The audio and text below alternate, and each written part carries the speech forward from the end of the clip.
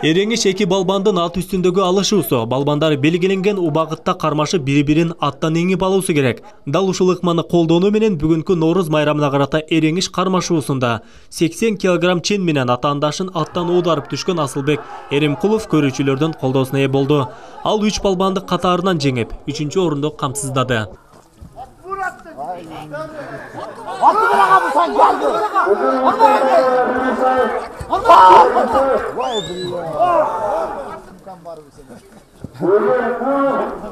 Мен өзүм ушу жаш кезден бери ат менен чоңойгон балам. Ушу жаш кезден бери эреңиш ойнап, улак ойноп келебиз. Ушу 2016-дан бери ойноп келатабыз ушу Ош шаарына атынан.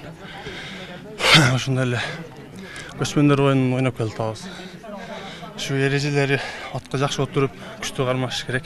Спортчулар оюн талаасында мыктылыгын көргөзүүгө болгон аракетин жумшады. Эреңиште биринчи кезекте балбан күчтүү болуп, минген аты эңишке жөндөмдүү болсо, жеңиш ал тарапта.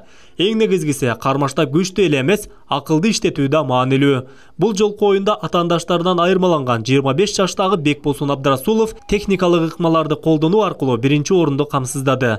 Ал майданга 90 кг салмактагылар арасында чыккан. Кармаш өтө күчтүү болду. Мага чыккан кармаш чыккан балдар да өтө күчтүү балдар экен. Жалаттан келдим мен Окен районунан. Кудай кааласа, ушу Аллах насип кылган экен ушу жеңишти. Ушу мекенибизге Кудай кааласа жеңиш менен жакшы кайтып кетип атабыз. Атты көп минип анан бала өзү дагы атка жакшы отуруп, кичине ошо ийген болуш керек да. Аткачы. Акыл дагы. Акыл керек. Анан кичине тренировка керек. Күч керек.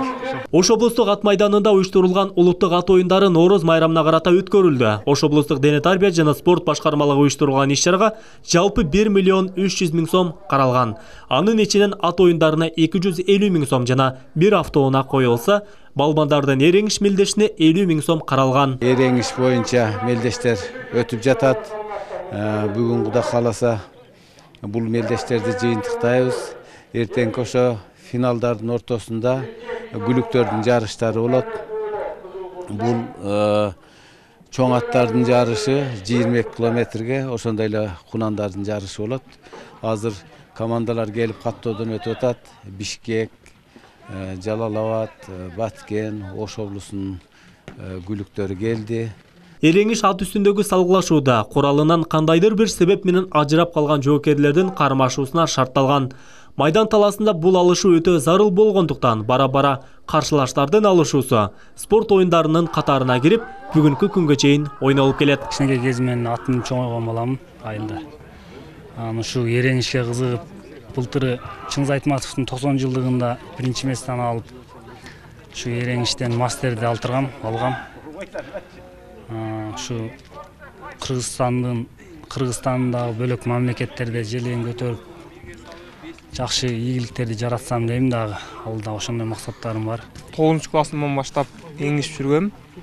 9-классымдан баштап эңишип мына ушу 22-ге чыктым, 22 жашка чейин эңиштим.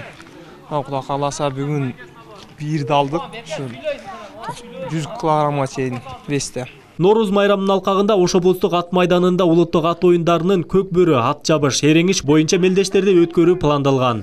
Бүгүн мырзалар арасында эреңиш мелдешинин финалдык бөлүгү жыйынтыкталып, сыйлык тапшыруу аземи уюштурулду. Ал эми эртең 21 мартта улуттук ат оюндар эртең мененки саат 11-де башталаары пландалууда.